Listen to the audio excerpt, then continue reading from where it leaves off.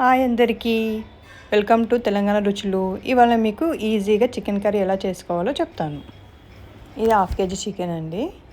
దీన్ని నీట్గా కడుక్కుందాం. సాల్ట్ వేసుకోవాలి ఫస్ట్, తర్వాత నిమ్మరసము.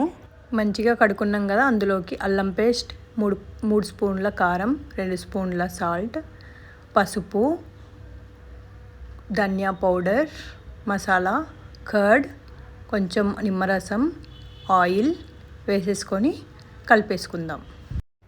ఇలా మ్యారినేట్ చేసుకున్నాం కదా, 1/2 అవర్ ఫ్రిడ్జ్లో పెడదాం. స్టవ్ మీద బాండి పెట్టుకొని అందులో ఆయిల్ పోసుకుందాం. దాంట్లో కావాల్సిన బిర్యానీ ఆకు, లవంగ, చెక్క, కసూరి మేతి, ఎల్లిపాయలు వేసుకుందాం.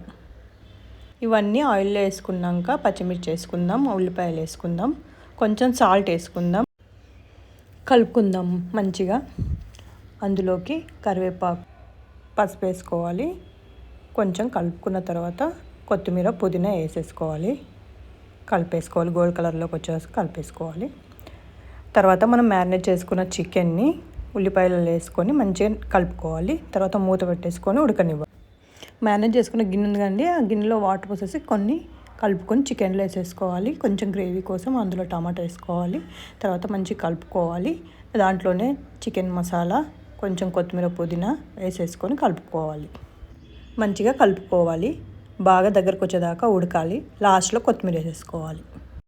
చూసిరా, ఎమ్మి చికెన్ రెడీ అయిపోయింది. ఇప్పుడు మనం ఒక ప్లేట్లోకి సర్వ్ చేసుకుందాం. చూసారా, దానిపైన కొత్తిమీర వేసాను. ఎంత బాగా అనిపిస్తుంది, చాలా టేస్ట్గా ఉంటుంది. మీరు కూడా ఇంట్లో ట్రై చేసి టేస్ట్ ఎలా ఉందో కామెంట్ చేయండి. లైక్ చేయండి, షేర్ చేయండి, కామెంట్ చేయండి, సబ్స్క్రైబ్ చేసుకోవడం మాత్రం మర్చిపోకండి.